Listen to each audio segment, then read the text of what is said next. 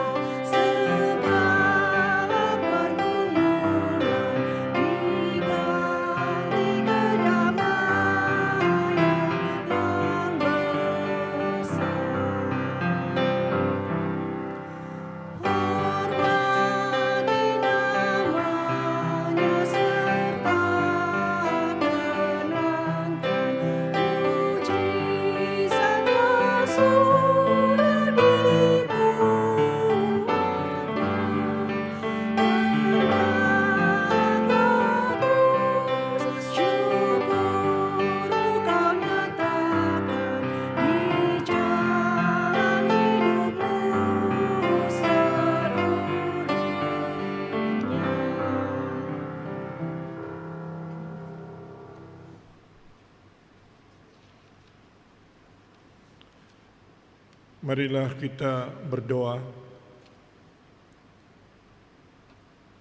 Bapa di dalam surga, Allah yang kekal, kami bersyukur kepadamu yang telah membawa kami dalam ibadah khotbah serial yang terakhir pada minggu yang keempat ini. Selama 4 minggu Engkau telah menyertai, menuntun, membimbing kami sekalian dengan firman-Mu yang telah kami terima. Dan di akhir khotbah serial ini, kiranya Engkau hadir untuk menuntun kami pada bahagian akhir dari kehidupan Ayub. Kami berdoa dalam nama Bapa dan Putra dan Roh Kudus. Amin. Ayat penuntun diambil dari Ibrani pasal 4 ayat 15, diucapkan bersilih ganti. Karena kita sekarang mempunyai imam besar agung yang telah melintasi semua langit, yaitu Yesus Anak Allah. Baiklah kita teguh berpegang pada pengakuan iman kita. Sebab imam besar yang kita punya bukanlah imam besar yang tidak dapat turut merasakan kelemahan-kelemahan kita. Sebaiknya sama dengan kita, ia telah dicobai, hanya tidak berbuat dosa. Tuhan Yesus tahu apa artinya ditinggalkan oleh Allah, seperti perasaan dan pengalaman Ayub. Tuhan Yesus mengalami pencobaan yang dahsyat dan menyeramkan, walaupun tidak ada dosa padanya.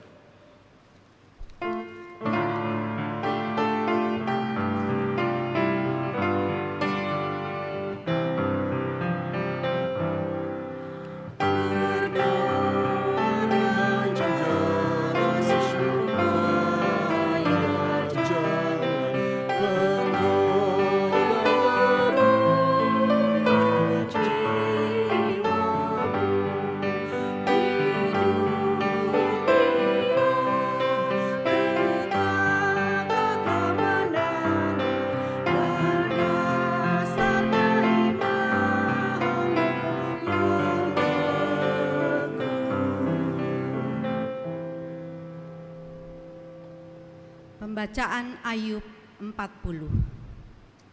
Ketika Ayub memasuki penderitaan yang ia tidak tahu mengapa, tapi ia mengalami apa yang terjadi padanya. Ayub berkeluh kesah, bertanya dan menggugat Tuhan Allah, karena Allah berdiam diri. Kini Allah menjawabnya. Maka dari dalam badai Tuhan menjawab Ayub, "Bersiaplah engkau sebagai laki-laki, aku akan menanyai engkau, dan engkau akan memberitahukan aku." Apakah engkau hendak meniadakan pengadilanku, mempersalahkan aku supaya engkau dapat membenarkan dirimu? Apakah lenganmu seperti lengan Allah, dan dapatkah engkau mengguntur seperti Dia? Hiasilah dirimu dengan kemegahan dan keluhuran, kenakanlah keagungan dan semarak. Luapkanlah marahmu yang bergelora, amat-amatilah setiap orang yang congkak, dan rendahkanlah dia. Perhatikanlah kuda Nil yang telah kubuat seperti juga engkau. Ia makan rumput seperti lembu. Perhatikanlah tenaga di pinggangnya, kekuatan pada urat-urat perutnya. Tulang-tulangnya seperti pembuluh tembaga, kerangkanya seperti batang besi. Dia yang pertama dibuat Allah, makhluk yang diberinya bersenjata pedang. Dapatkah orang menangkap dia dari muka, mencocok hidungnya dengan keluan? Dapatkah engkau menarik buaya dengan kail atau menghimpit lidahnya dengan tali? Dapatkah engkau mengenakan tali rotan pada hidungnya, mencocok rahangnya dengan kaitan? Mengapa Tuhan menyebut dua ekor binatang liar itu, kuda Nil dan buaya? Penekanan Tuhan kepada Ayub jelas bahwa Tuhan cukup kuat menciptakan dan mengendalikan dua makhluk yang kuat dan mengerikan itu. Tuhan layak mendapat kepercayaan kita, ketaatan kita, dan penyembahan kita. Tuhan memegang kendali hidup hewan dan manusia.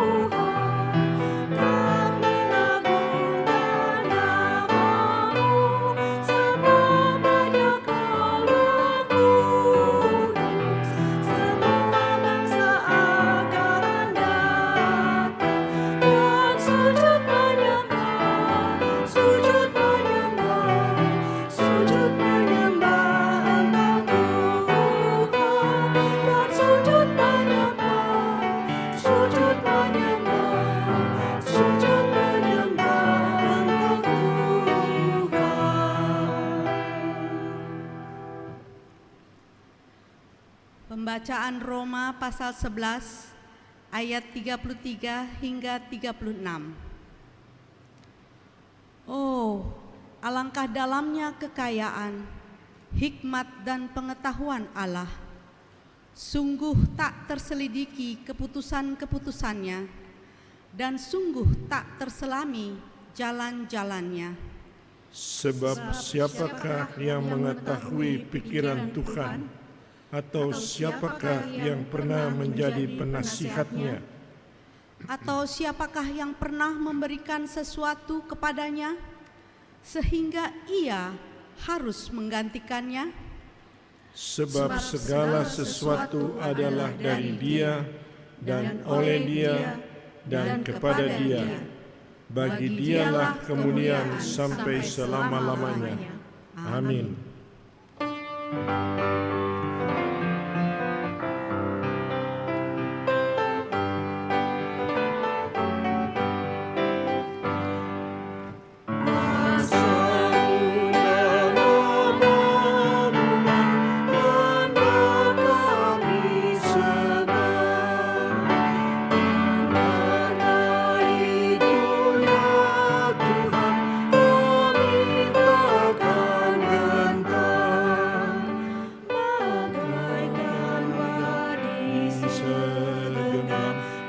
Mestilah busuk dipendam supaya tumbuhan segar di panas surya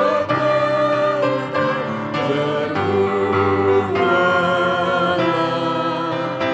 tuai yang membesar.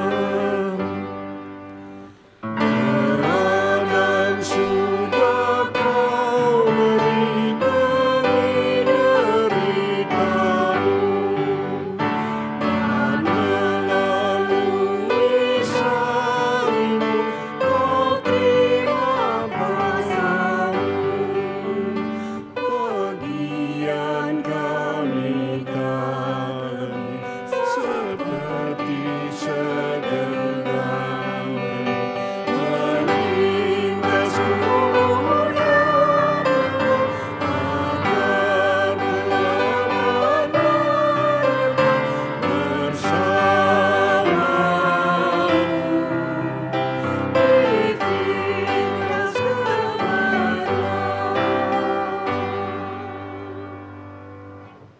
Sebelum kita masuk dalam pelayanan firman, kita akan mendengarkan puji-pujian dari vokal grup Persekutuan Kaum Bapa Sektor 3 Jemaat Philadelphia dengan judul lagu Ku Tak Pernah Bimbang dan Takut.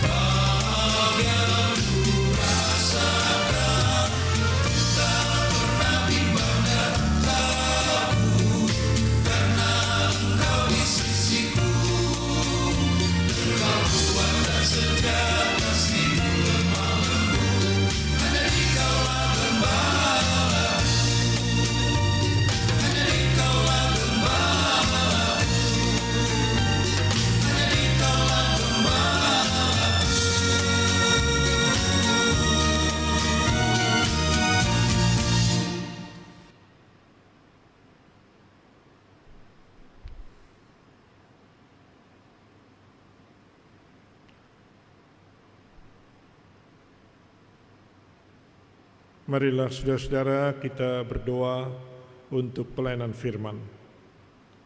Bapa Surgawi, Allah yang kekal, bertuturlah kepada kami pada sore petang ini dengan firman-Mu yang kudus tentang kisah Ayub di bahagian terakhirnya, agar kami dapat menimba banyak pelajaran dari kehidupan Ayub di bahagian tahap-tahap terakhir, dan itu menjadi pegangan, menjadi patokan yang kami pedomani dalam kehidupan beriman kami.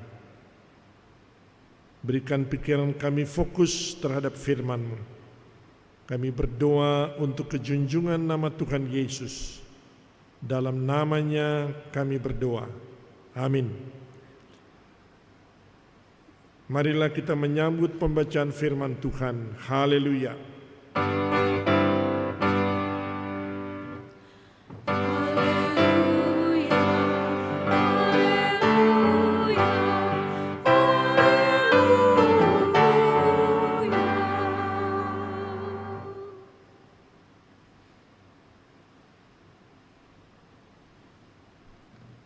Pembacaan Alkitab dari kitab Ayub pasal 42 ayat 1 sampai 16 yang menyatakan, maka jawab Ayub kepada Tuhan, "Aku tahu bahwa Engkau sanggup melakukan segala sesuatu dan tidak ada rencanamu yang gagal. Firman-Mu, siapakah dia yang menyelubungi keputusan tanpa pengetahuan? Itulah sebabnya tanpa pengertian aku telah bercerita tentang hal-hal yang sangat ajaib bagiku dan yang tidak kuketahui. Firman-Mu, dengarlah, maka akulah yang akan berfirman. Aku akan menanyai Engkau, supaya Engkau memberitahu aku. Hanya dari kata orang saja aku mendengar tentang Engkau. Tetapi sekarang mataku sendiri memandang Engkau. Oleh sebab itu aku mencabut perkataanku, dan dengan menyesal aku duduk dalam debu dan abu." Setelah Tuhan mengucapkan firman itu kepada Ayub, maka firman Tuhan kepada Elifas orang Teman, "Murkaku menyala terhadap engkau dan terhadap kedua sahabatmu, karena kamu tidak berkata benar tentang aku seperti hambaku Ayub. Oleh sebab itu, ambillah 7 ekor lembu jantan dan 7 ekor domba jantan, dan pergilah kepada hambaku Ayub. Lalu persembahkanlah semuanya itu sebagai korban bakaran untuk dirimu. Dan baiklah hambaku Ayub meminta doa untuk kamu, karena hanya permintaannya lah yang akan kuterima, supaya aku tidak melakukan aniaya terhadap kamu, sebab kamu tidak berkata benar tentang aku seperti hambaku Ayub." Maka pergilah Elifas orang Teman, Bildad orang Suah, dan Sofar orang Namaa. Lalu mereka melakukan seperti apa difirmankan Tuhan kepada mereka. Dan Tuhan menerima permintaan Ayub. Lalu Tuhan memulihkan keadaan Ayub setelah ia meminta doa untuk sahabat-sahabatnya. Dan Tuhan memberikan kepada Ayub 2 kali lipat dari segala kepunyaannya dahulu. Kemudian datanglah kepadanya semua saudaranya laki-laki dan perempuan, dan semua kenalannya yang lama, dan makan bersama-sama dengan dia di rumahnya. Mereka menyatakan turut berduka cita dan menghibur dia oleh karena segala malapetaka yang telah ditimpakan Tuhan kepadanya. Dan mereka masing-masing memberi dia uang 1 kesita dan sebuah cincin emas. Tuhan memberkati Ayub dalam hidupnya, yang selanjutnya lebih daripada dalam hidupnya yang dahulu. Ia mendapat 14.000 ekor kambing domba dan 6.000 unta, 1.000 pasang lembu dan 1.000 ekor keledai betina. Ia juga mendapat 7 orang anak laki-laki dan 3 orang anak perempuan.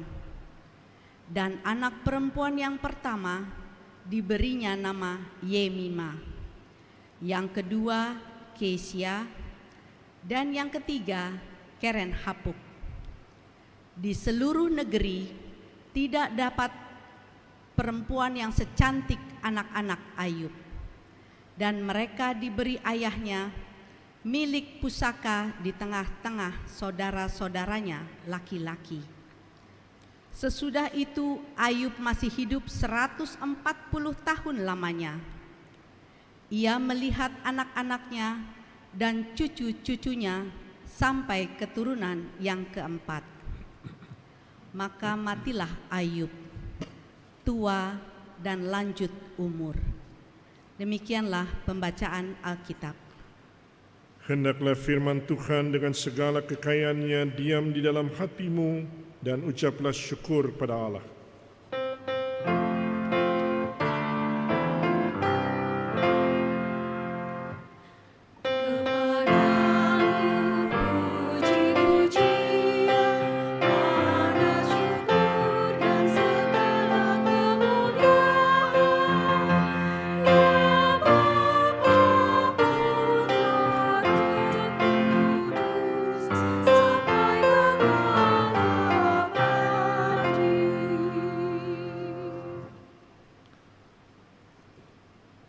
Selamat sore saudara yang dikasihi oleh Tuhan Yesus. Shalom, selamat berbahagia di dalam Kristus yang kita imani, yang telah menyelamatkan kita. Sejak pandemi COVID-19 merebak, 6 bulan terakhir ini pola hidup manusia di jalinan komunikasi mengalami banyak perubahan. Timbul kegiatan-kegiatan baru di jalur elektronik komunikasi, antara lain live streaming, Zoom meeting, webinar, kelas online, Google Classroom, online lecture dan mentoring, scan barcode, nobar Twitch, kongko virtual, dan lain sebagainya. Dalam jalur komunikasi elektronik itu, kita selalu mendengar, membaca kata yang paling populer adalah kesehatan. Salam sehat, semangat dan sehat. Lalu berkaitan dengan pakai masker, selalu cuci tangan, social distancing, disinfektan, hand sanitizer, dan lain sebagainya. Kita memang dari dulu kala berada di planet yang diserang oleh pelbagai penyakit, pelbagai wabah dan pandemik, dan lain-lainnya. Alkitab memberikan banyak contoh tentang Allah yang memakai penyakit dan rasa sakit untuk suatu tujuan, yaitu pertobatan.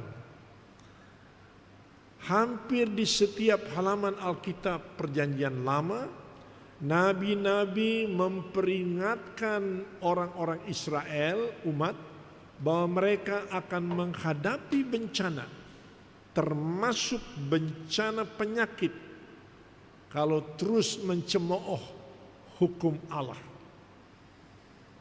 Kebanyakan di antara kita mempunyai skala penilaian yang berbeda daripada skala penilaian Allah. Kita menempatkan kehidupan sebagai nilai yang terbesar, dalam arti bahwa kebebasan dan pengejaran kebahagiaan adalah nilai-nilai tertinggi yang harus dilindungi. Tetapi Tuhan Allah mempunyai sudut pandang yang berbeda terhadap nilai-nilai kehidupan. Ada hal-hal yang lebih penting bagi Allah selain daripada kehidupan yang bebas dari penderitaan, bebas dari penyakit, termasuk untuk para pengikutnya yang setia seperti Ayub. Kita ditempatkan di planet bumi ini tidak hanya untuk memuaskan keinginan kita, mengejar kebebasan dan kebahagiaan, tetapi kita ada di planet ini untuk berubah, untuk menjadi semakin menyerupai Allah sebagai persiapan untuk kehidupan bersamanya di dalam kekekalan. Guna mencapai tujuan Allah itu, Ia sendiri membawa kita masuk ke dalam lembah-lembah pembentukan mental, jiwa, dan spiritualitas. Tanpa kecuali, siapapun tokoh di dalam Alkitab, dari Adam sampai Yesus, pernah masuk dan melewati lembah pembentukan itu. Iman seperti Ayub yang tidak terguncangkan adalah hasil dari mengalami guncangan di lembah pembentukan itu. Saya ulangi, iman seperti Ayub yang tidak terguncangkan adalah hasil dari mengalami guncangan di lembah pembentukan itu. Takaran, bobot, dan bentuk pelatihan atau guncangan setiap orang berbeda-beda, dan hanya Allah yang tahu perbedaannya. Kendati pun Ayub sebagai prototip atau purwarupa Yesus, namun tujuannya jelas berbeda. Di lembah-lembah pembentukan, bila mana kita berhasil keluar dengan baik, maka mental, jiwa, dan spiritualitas kita akan semakin kuat, semakin kokoh, tangguh, dan unggul. Integritas kita menjadi solid, padat, dan penuh. Dan bukan sekali saja, tetapi berkali-kali Tuhan masukkan kita di lembah-lembah itu. Sampai kapan? Tuhan sendiri tahu takaran dan bobotnya. Tuhan yang membuat kurikulumnya dan kisi-kisinya.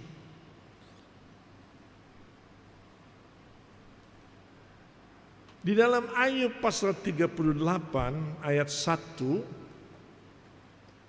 kita membaca begini. Maka dari dalam badai Tuhan menjawab Ayub.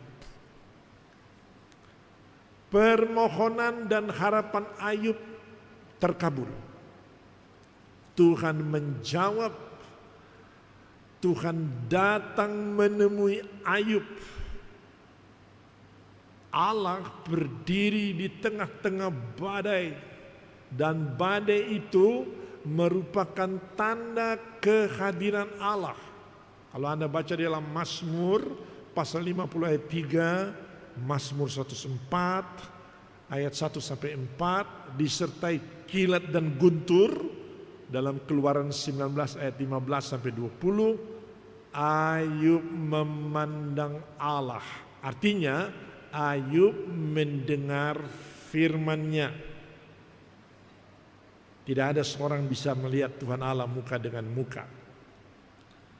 Tuhan Allah memberikan ajaran hikmat kepada Ayub dengan menggunakan bentuk pertanyaan-pertanyaan retoris, yaitu pertanyaan-pertanyaan yang tidak meminta jawaban. Itu dikatakan pertanyaan retoris. Allah mengajukan 77 pertanyaan, banyak sekali.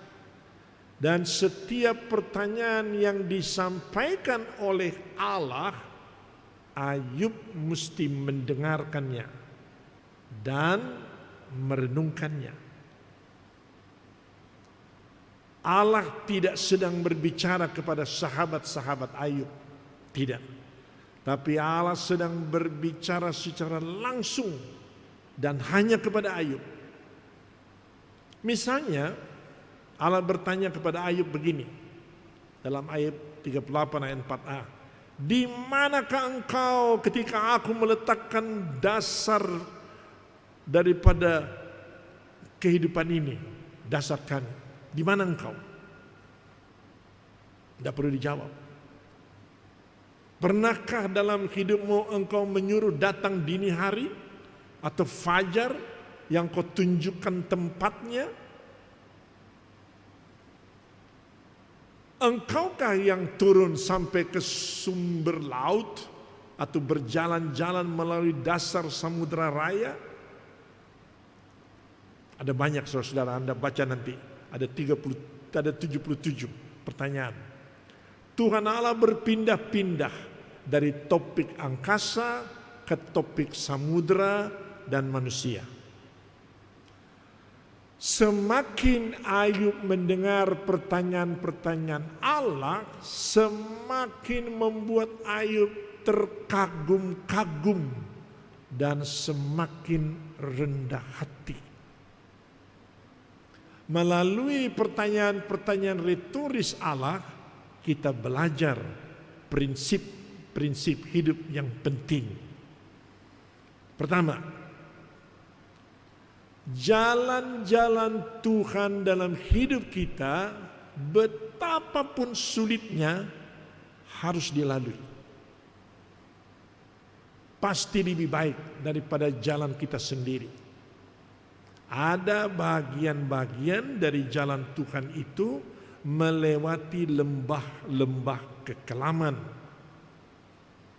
Dan setiap orang waktu di lembah itu berbeda-beda. Ada yang berhari, berminggu, berbulan, ada yang bertahun, berbeda-beda. Yang kedua, betapapun hebatnya kesulitan-kesulitan di dalam hidup kita, Tuhan yang memegang kendali, bukan manusia yang serba terbatas. Lihat saja masa pandemi COVID-19 ini, tidak seorang pun dapat mengendalikannya, tidak ada. Yang ketiga, Allah selalu memiliki jawaban-jawaban atas setiap masalah kita. Dan kita mesti mendengarkan dengan diam serta renungkan. Kemudian Allah akan melibatkan kita masuk dalam proses penyelesaiannya. Kita mesti ada di situ bersama-sama dengan Tuhan Allah. Ayub menggambarkan Tuhan Allah sebagai hakim yang melihat segala langkah manusia dan membenarkan orang yang tidak bersalah, tetapi menghukum orang yang bersalah. Ini hakim yang benar, tidak terbalik-balik. Hukum Tuhan itu tetap, dan pengampunan Tuhan adalah anugerahnya semata-mata. Ayub terikat kepada Allah yang tindakannya tidak lagi Ayub pahami, dan yang menyebabkan ia mengalami penderitaan yang pahit itu. Allah tidak memberikan jawaban yang Ayub harapkan.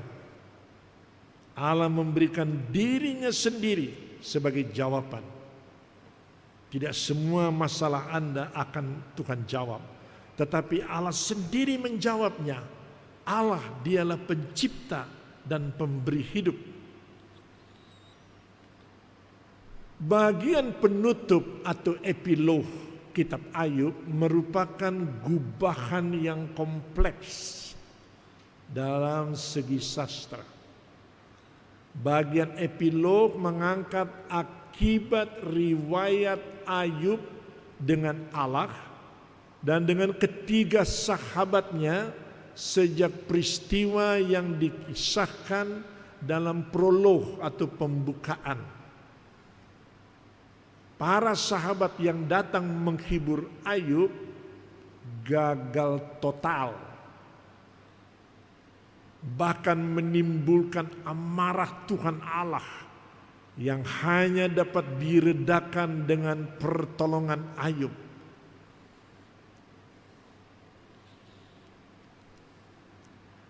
Melalui kegagalan sahabat-sahabat Ayub, kita merefleksikan diri bahwa dalam banyak hal pun kita melakukan kesalahan yang sama, yaitu kita pernah mengatakan hal-hal yang seharusnya tidak kita katakan. Kita pernah menyampaikan hal-hal yang salah atau tidak baik. Kita pernah mengatakan sesuatu dengan emosi kita yang tak terkendalikan. Kita lancang dengan lemparan-lemparan verbal yang buruk, pilihan kata-kata yang jelek sekali.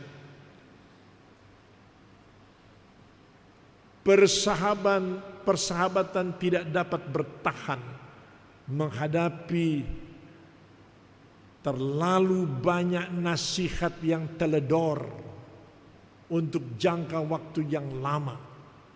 Kalau Anda mendapat sahabat yang semacam ini, tinggalkan sahabat yang semacam itu, yang dapat merusak mentalitas, moralitas, dan spiritualitas kita. Tuhan menegur sahabat-sahabat Ayub yang sudah membuat keadaan semakin berantakan. Tuhan berfirman kepada Elifas orang Teman, perhatikan saudara, murkaku menyala terhadap engkau dan terhadap kedua sahabatmu, karena kamu tidak berkata benar tentang aku seperti hambaku Ayub. Dalam bahasa Inggris dikatakan, because you have not spoken of me what is right, as my servant Job has.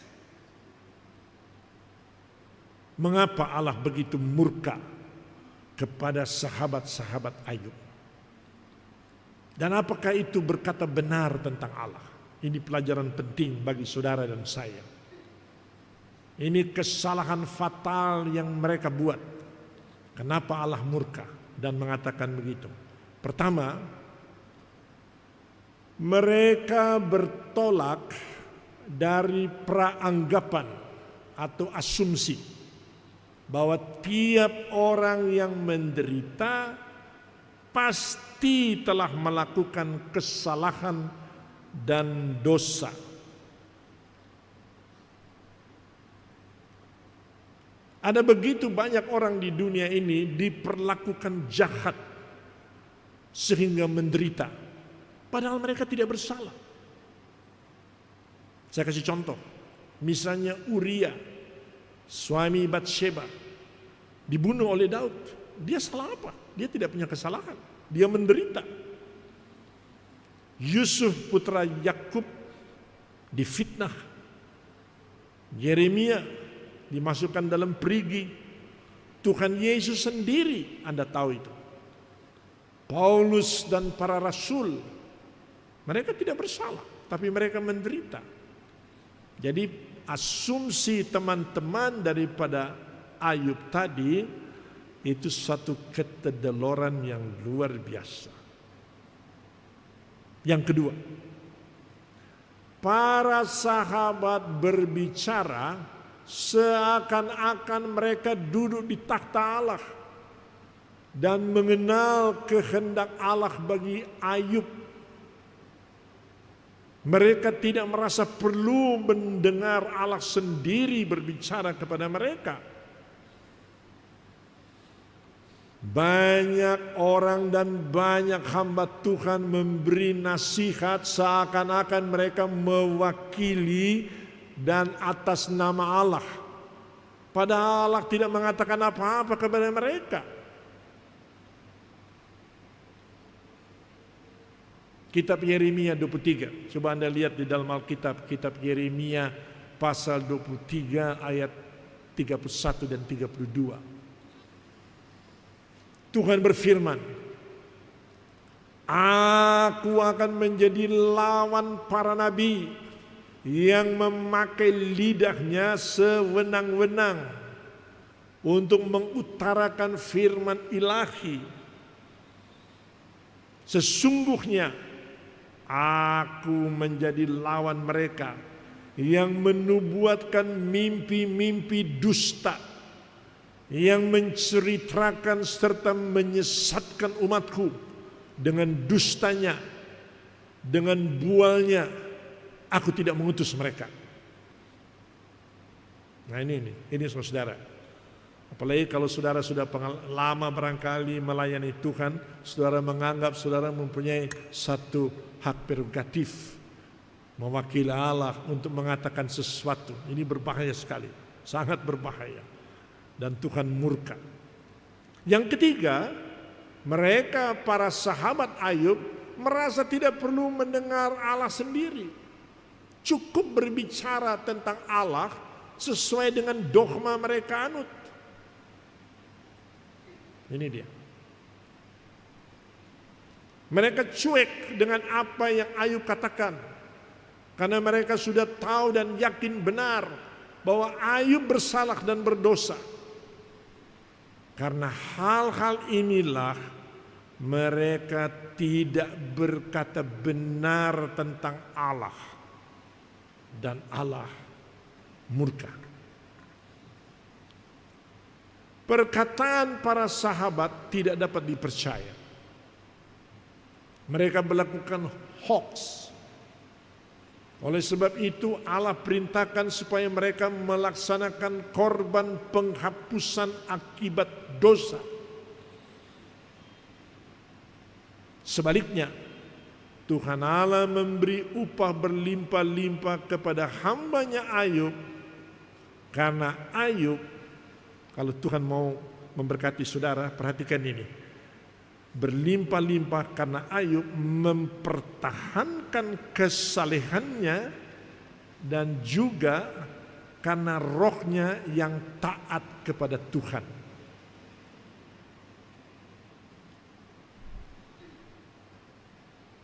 Ketabahan yang disertai dengan ketaatan adalah suatu tanda kedewasaan dan kematangan yang patut dihargai. Itu seperti mata uang, ketabahan dan ketaatan. Cerita tentang Ayub bukan semata-mata cerita tentang penderitaan, melainkan lebih pada cerita ketabahan, ketangguhan yang heroik. Mari kita perhatikan upah dari suatu ketabahan dan kesetiaan Ayub yang Tuhan karuniakan. Kalau Anda melihat ini ditampilkan di Ayub 1 ayat 2 sampai 3, Ayub memiliki 7.000 kambing domba. Kemudian Ayub 42, Tuhan berkati 2 kali lipat, 14.000 kambing domba. Dulu Ayub punya 3.000 unta, sekarang Ayub punya 6.000 unta. Dulu Ayub mempunyai 500 pasang lembu, sekarang dia mempunyai 1.000 pasang lembu. Dulu dia mempunyai 500 keledai betina, sekarang dia mempunyai 1.000 keledai betina. Dulu dia punya 7 anak laki-laki dan 3 anak perempuan, sekarang dia mempunyai 7 anak laki-laki, 3 anak perempuan tercantik di seluruh Timur Tengah. Orang selalu suka bertanya begini kepada saya, berapa lamakah Ayub menderita? Itu pertanyaan yang diajukan, berapa lama Ayub menderita? Saya menjawabnya dari Ayub pasal 7 ayat 3, Ayub 29 ayat 2, Ayub 30 ayat 16, Ayub 30 ayat 27, yaitu berbulan-bulan dia menderita. Bisa 9 bulan, bisa juga 15 bulan. Angka pasti tidak kita ketahui, dan itu tidak begitu penting untuk diketahui. Satu hal yang sangat penting dicamkan ialah melalui kisah Ayub, Tuhan memberi pengertian kepada kita bahwa rencana-rencana Tuhan Allah melampaui pengertian kita dan terlalu dalam untuk dijelaskan. Hal itu nampak dengan jelas di dalam hidup Yesus Kristus yang menderita untuk kita, suatu misteri yang menyelamatkan. Mintalah penyertaan dan kekuatan Tuhan ketika Anda sedang berada di lembah pembentukan, di lembah kekelaman, supaya Anda tetap tegar, teguh, dan terhibur. Banyak orang terjerembab pada kesalahan serius karena tergesa-gesa mengutip ayat-ayat Alkitab untuk menghibur orang berduka berat. Memakai ungkapan atau bahasa-bahasa rohani yang tidak mempunyai makna apa-apa lagi. Mereka yang sedang galau, kalut, dan stres berat. Kesalahan fatal paling sering terjadi pada mereka yang seperti Elifas dan kawan-kawan, yaitu sok rohani, pengurus gereja, pelayan Tuhan. Mereka menganggap mereka tahu semuanya tentang Tuhan Allah. Kutipan ayat-ayat Alkitab sana sini tanpa hikmat dan tanpa dibimbing oleh mentor, kebablasan. Saya mempunyai pengalaman tahun 1974 ketika sepasang suami istri setelah menikah, mereka tidak langsung diberikan anak. Tapi 8 tahun kemudian Tuhan karuniakan seorang anak laki-laki yang sehat, yang kelihatan pertumbuhannya cerdas. Ketika anak itu berusia Menjelang 4 tahun mereka punya rumah besar dengan kintalnya, pekarangan yang besar. Anak itu main bola di pekarangannya. Dan penjaga anak itu tidak begitu perhatikan karena anak laki-laki yang main bola itu sana sini dan bola itu meluncur ke jalan dan anak itu mengejarnya. Bersamaan dengan itu truk lewat dan menghantam anak itu, mati di tempat. Saya tidak bisa bayangkan saudara-saudara bagaimana peristiwa yang mengenaskan ini menghancurkan hati ayah dan ibunya yang sudah menunggu anaknya selama 8 tahun. Nah, ini yang membuat kekacauan. Ini Elifas datang dan mengatakan kepadanya, Bapak Ibu, itu sudah jalan Tuhan. Terimalah. Apa yang Tuhan sudah buat itu baik adanya. Dia sekarang sudah bersama-sama dengan Tuhan di sorga. Apakah kata-kata itu menghibur? Kata-kata itu menyakitkan sekali. Masa Tuhan menghendaki anak saya ditabrak dengan truk dan hancur di depan rumah saya? Masakan itu dikatakan kehendak Tuhan dan jalan Tuhan?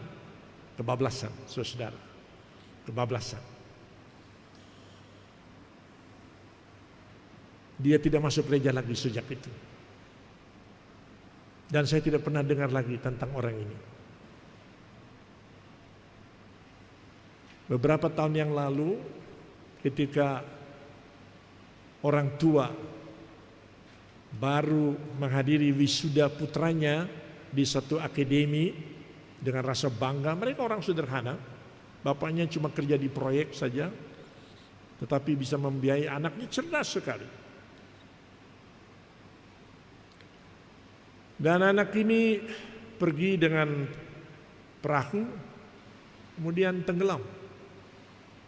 Dia hanyut dan hilang di laut. Anda tahu apa yang terjadi? Ibunya selalu menunggu anaknya di depan pintu rumah. Pintu rumahnya terbuka selama 1 bulan. Dan ibu itu tidak bergeser dari situ. Dia tidur terus dan dia percaya bahwa anaknya akan datang. Begitu juga bapaknya. Nah, ini pelayanan semacam ini bagaimana saudara-saudara?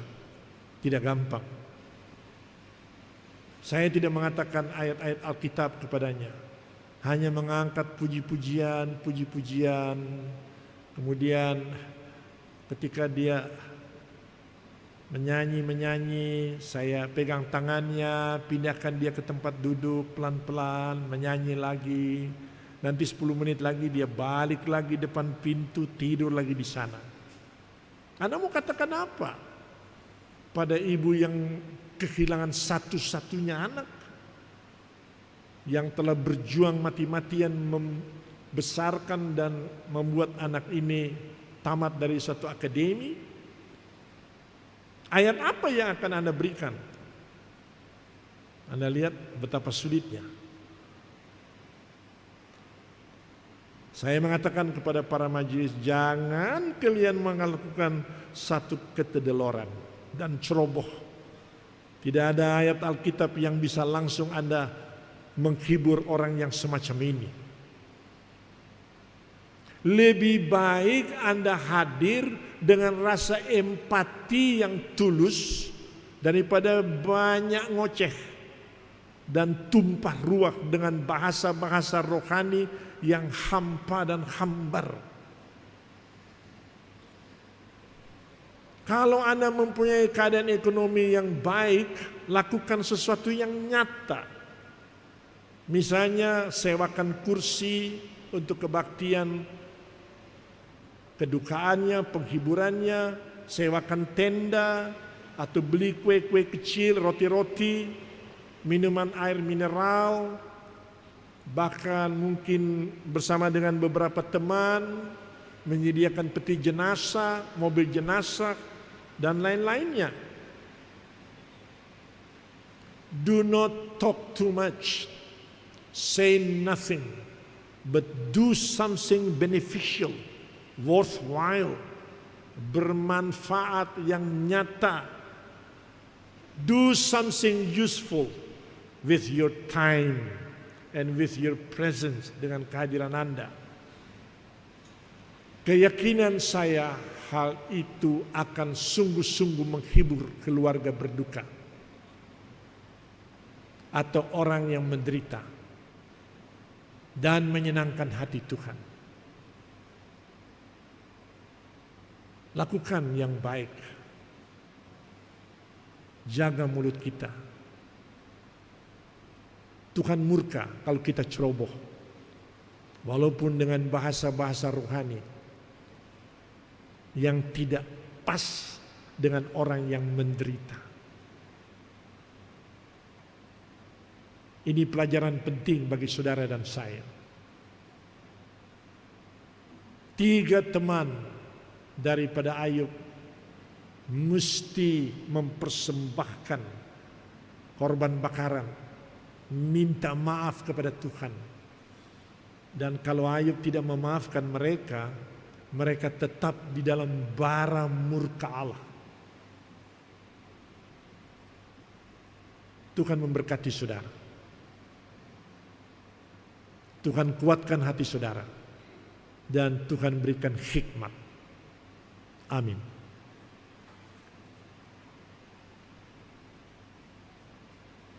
Saudara-saudaraku,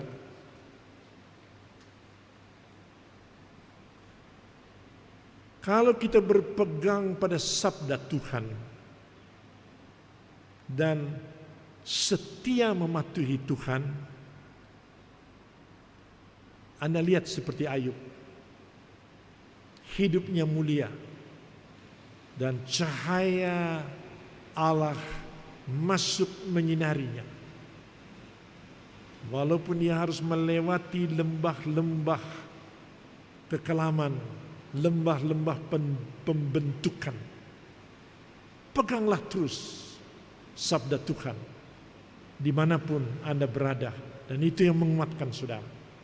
Mari kita nyanyikan lagu ini, siapa yang berpegang.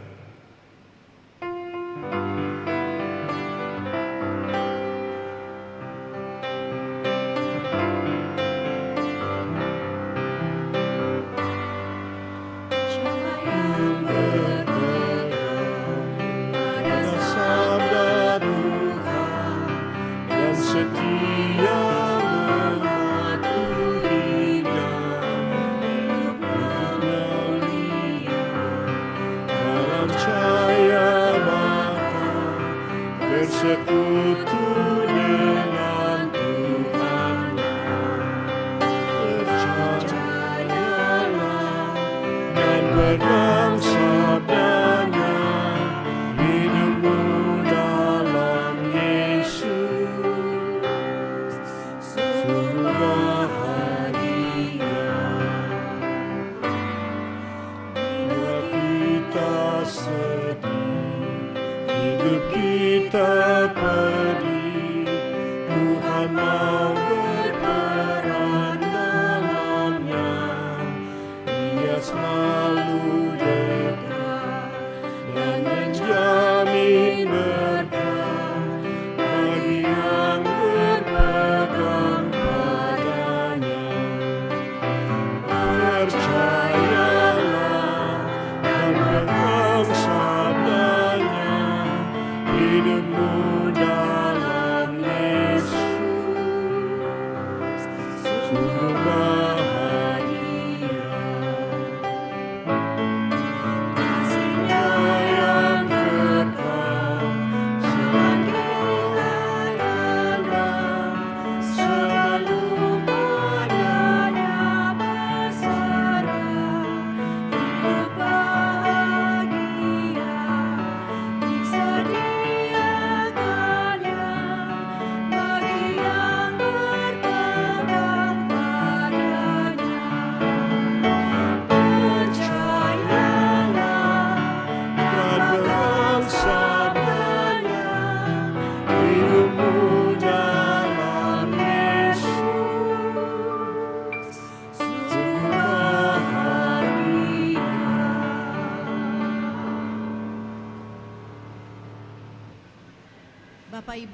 kasih dalam Tuhan, mari kita ikrarkan pengakuan iman rasuli kita. Masing-masing berkata, "Aku percaya kepada Allah Bapa yang Maha Kuasa, Khalik langit dan bumi, dan kepada Yesus Kristus anaknya yang tunggal Tuhan kita, yang dikandung daripada Roh Kudus, lahir dari anak darah Maria, yang menderita di bawah pemerintahan Pontius Pilatus, disalibkan, mati dan dikuburkan, turun ke dalam kerajaan maut. Pada hari yang ketiga, bangkit pula dari antara orang mati, naik ke sorga, duduk di sebelah kanan Allah, Bapa yang Maha Kuasa, dan akan datang dari sana untuk menghakimi orang yang hidup dan mati. Aku percaya kepada Roh Kudus, gereja yang kudus dan am, persekutuan orang kudus, pengampunan dosa, kebangkitan daging, dan hidup yang kekal."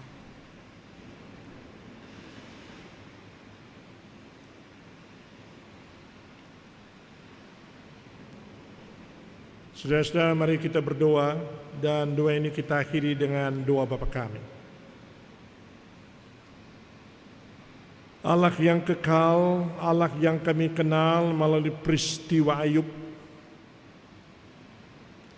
kami mengetahui daripadanya bahwa rencana-rencana Allah dalam hidup kami, sebagaimana rencana Allah kepada Ayub, adalah rencana yang mulia. Kendati pun mesti melewati lembah-lembah kekelaman, lembah-lembah pembentukan spiritualitas, mentalitas, lembah yang sungguh-sungguh berat yang harus dialami. Tapi kami percaya Tuhan, sebagaimana Ayub telah memberi contoh, ketabahannya dan ketaatannya kepada Tuhan, itulah yang membuat ia keluar dari lembah-lembah itu dengan berhasil sebagai seorang pahlawan. Dan Tuhan memberikan banyak sekali berkat, pahala atas kehidupan yang semacam itu. Tuhan Bapa di sorga, pada saat ini kami ingin mendoakan orang-orang, teman-teman, saudara-saudara kami yang sedang di dalam lembah-lembah pembentukan Allah, lembah-lembah kekelaman yang mesti mereka lewati, yang mesti mereka hadapi. Beri keyakinan iman kepada mereka bahwa Tuhan tidak meninggalkan mereka. Tuhan akan menyertai, memantapkan mereka sehingga mereka keluar dari sana dengan berhasil. Ada banyak orang tidak berhasil karena mereka tidak memautkan diri mereka kepada Tuhan. Mereka terlalu lama tinggal di lembah itu dan mereka tidak keluar-keluar, sehingga itu menghancurkan hidup mereka sendiri. Melalui peristiwa Ayub, kami diajarkan ketika penderitaan dan kesusahan datang pada kami tidak melepaskan Tuhan. Dan itulah kunci daripada kehidupan yang berbahagia. Terima kasih Bapa. Berkatilah kami pada minggu-minggu mendatang ini, memasuki bulan depan, memasuki hidup dengan penuh tantangan, khususnya di Indonesia, dengan new normal dan dengan pandemi COVID yang masih gencar di mana-mana. Kiranya kami mematuhi dengan penuh disiplin aturan-aturan yang telah diberikan oleh pemerintah kami. Kami berdoa untuk jemaat-Mu ya Tuhan di Philadelphia ini, para pelayan Tuhan, para presbiter, agar mereka belajar dari cerita Ayub. Karena pola pelayanan mereka adalah pola pelayanan rohani, khususnya menghibur orang-orang susah, supaya mereka jangan kebablasan seperti Elifas Bildad dan Zofar, sehingga menimbulkan murka Tuhan. Tuhan, inilah doa kami. Kami naikkan kepadamu dalam nama Yesus Kristus yang telah mengajar kami berdoa. Bapa kami yang di sorga, dikuduskanlah namamu. Datanglah kerajaanmu, jadilah kehendak-Mu di bumi seperti di sorga.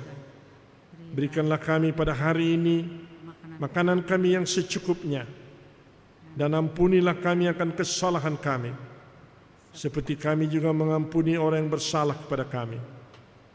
Dan janganlah membawa kami ke dalam pencobaan, tetapi lepaskanlah kami daripada yang jahat.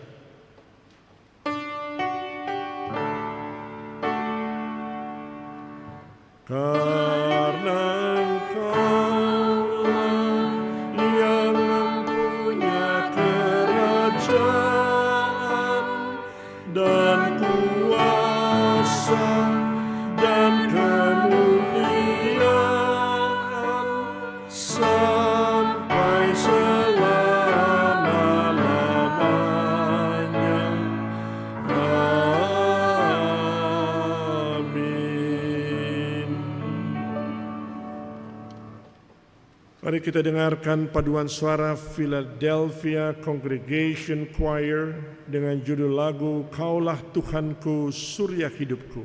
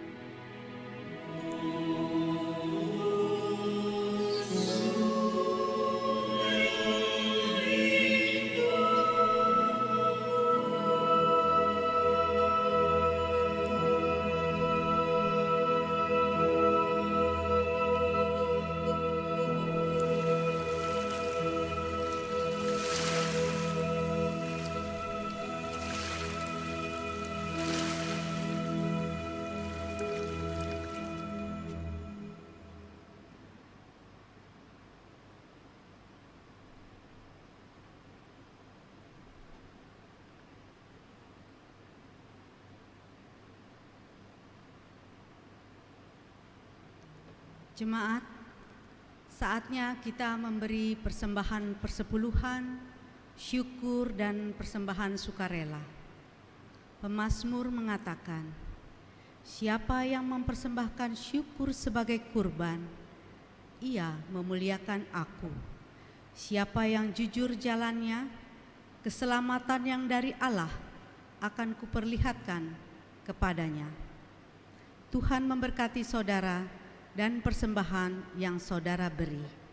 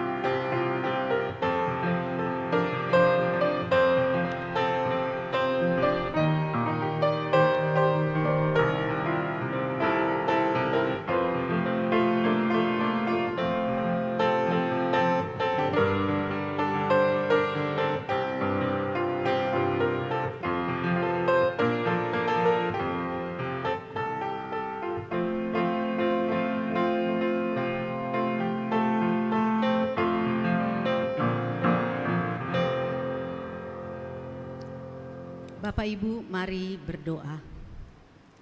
Ya Allah, kepadamu kami memberi persembahan sebagai tanda syukur dan penyerahan diri serta hidup seutuhnya untuk kemuliaan-Mu. Kuduskan dan berkatilah ya Tuhan, agar berguna untuk pelayanan kasih dan keadilan serta pembangunan jemaat. Amin. Bapak Ibu, mohon perhatian untuk warta jemaat hari ini.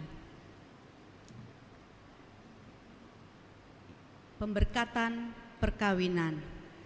Yang pertama, diumumkan untuk yang pertama kali bahwa akan dilaksanakan catatan sipil dan pemberkatan perkawinan pada hari Jumat 7 Agustus 2020 jam 11 pagi antara Saudara Boni Oskario Simanjuntak dengan Saudari Pusya Kinski Panggabean, masing-masing terdaftar sebagai anggota jemaat GPIB Philadelphia Sektor Pelayanan 4 dan GPIB Jemaat Petra Bogor.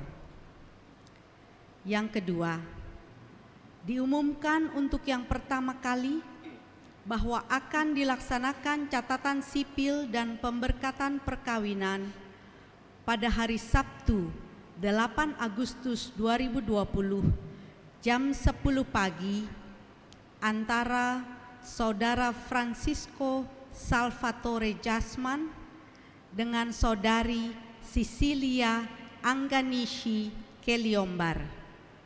Masing-masing terdaftar sebagai anggota jemaat GPIB Philadelphia Sektor Pelayanan 4 dan GBI Rock Nusa Pujian. Yang ketiga, diumumkan untuk yang pertama kali bahwa akan dilaksanakan catatan sipil dan perkawinan pada hari Sabtu 8 Agustus 2020 jam 4 sore antara Saudara Kevin Fami Anggara dengan Saudari Elfride Gokuli Malona Tarihoran. Masing-masing terdaftar sebagai anggota jemaat GPIB Philadelphia Sektor Pelayanan 4 dan HKBP Pondok Bambu, Jakarta Timur. Pemberkatan perkawinan ini hanya terbatas untuk kedua keluarga inti.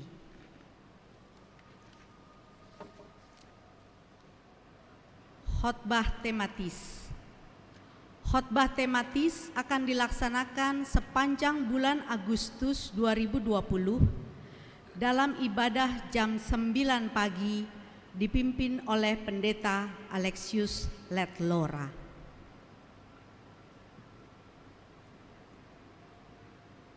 Khotbah serial berikut pada tahap 77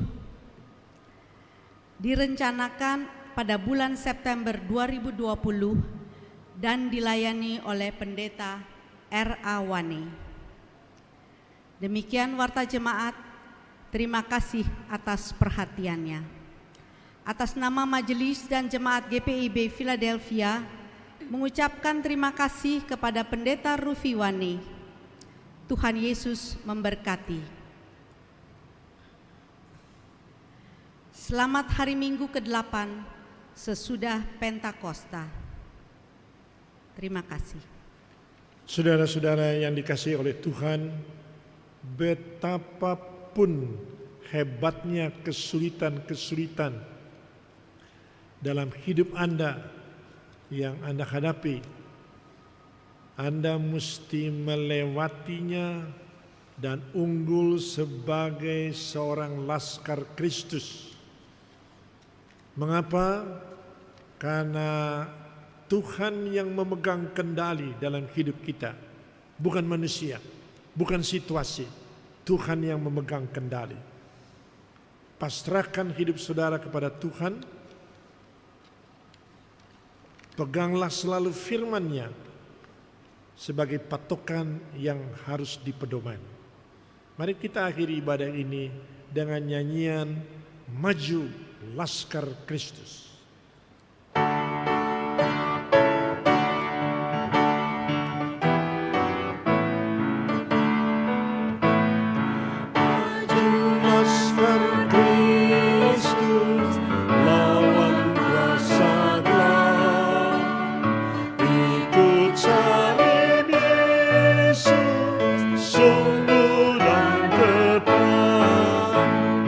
Rajamu sendiri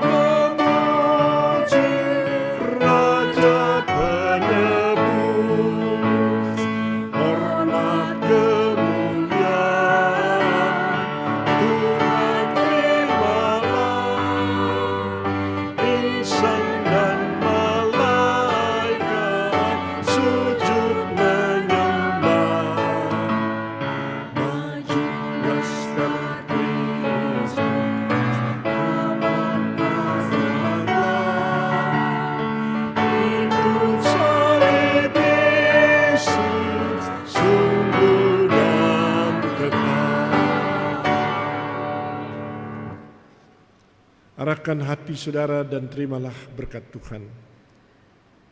Tuhan memberkati engkau dan melindungi engkau. Tuhan menyinari engkau dengan wajah-Nya dan memberi engkau kasih karunia. Tuhan menghadapkan wajah-Nya kepadamu dan memberi engkau damai sejahtera.